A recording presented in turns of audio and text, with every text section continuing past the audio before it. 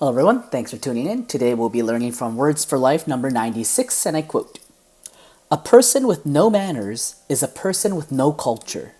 Words for Life number 96, "A person with no manners is a person with no culture." Thank you, Lord God, Master Okawa.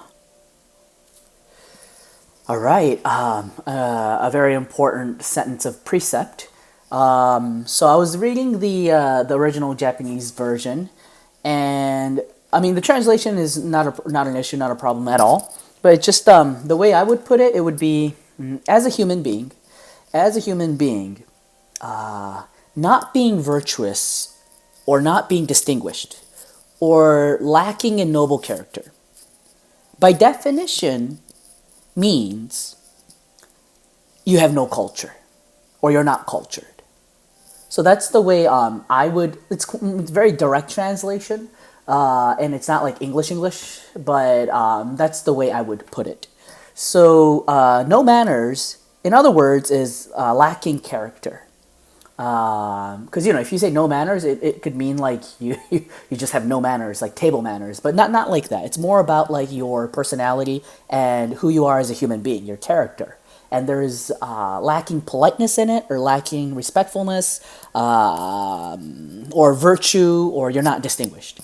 So that's the no manner part, and then no culture is that. But like I said, as a human being, if you aren't distinguished or if you're lacking in character, that is by definition the same as lacking culture.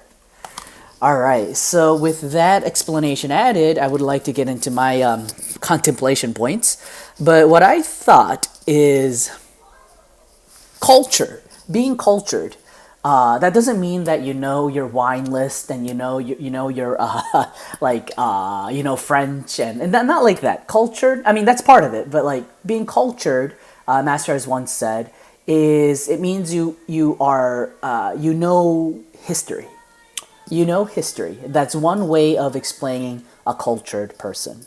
Or in other words, you have like deep wisdom. Not only knowledge and like intellect, but wisdom. You know how to use that information correctly.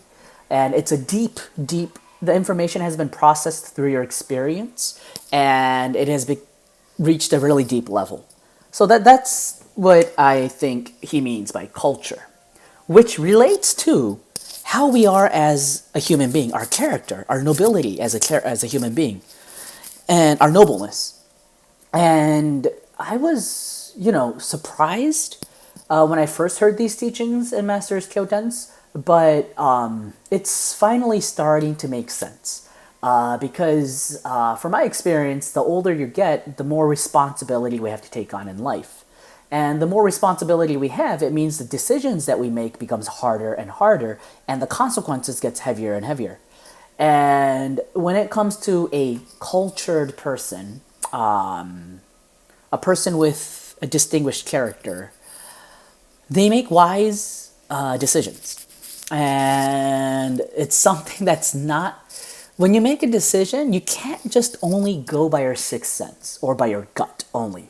You really do need to have, going back to what I said about in the beginning of what does it mean to be a cultured person, you have to have a lot of knowledge of history. By having knowledge of history, you know when a great figure in the past has made a decision in a certain scenario, and the more stocks you have of that information, you can apply that to yourself in your life right now. And it's like, how should I say this? It's like by reading those books and being cultured, you gain an experience that you haven't actually experienced in your life. And so you can, in a way, buy experience by reading books.